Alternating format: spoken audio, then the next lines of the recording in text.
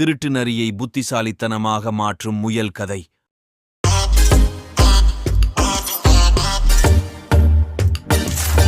இவா குட்டி சப்ஸ்கிரைப்.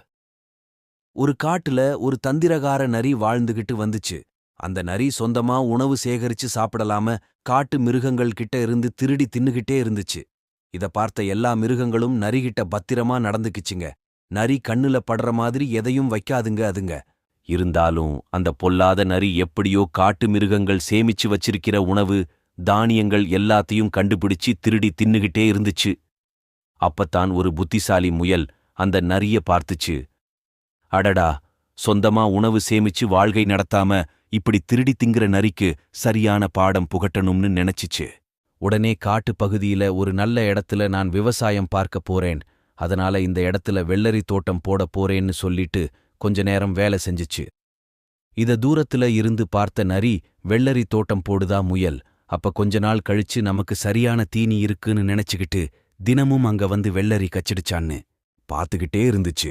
கொஞ்ச நாள் கழிச்சு வெள்ளரி காய்க்க ஆரம்பிச்சுச்சு.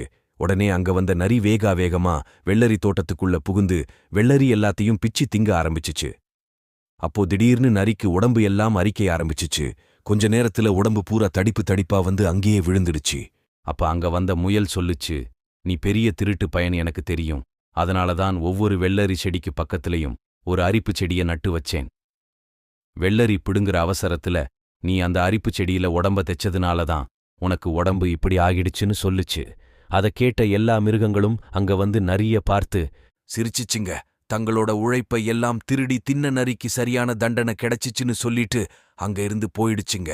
உழைச்சு சாப்பிடாம அடுத்தவங்க பொருளை திருடி தின்ன அந்த நரிக்கு யாருமே உதவ வரல. அப்பதான் இத்தனை நாள் தான் செஞ்ச தப்புக்கு எல்லாம் சரியான தண்டனை கிடைச்சிடுச்சுன்னு நினைச்சு திருந்தி வாழ ஆரம்பிச்சுச்சு அந்த நரி. சப்ஸ்கிரைப்.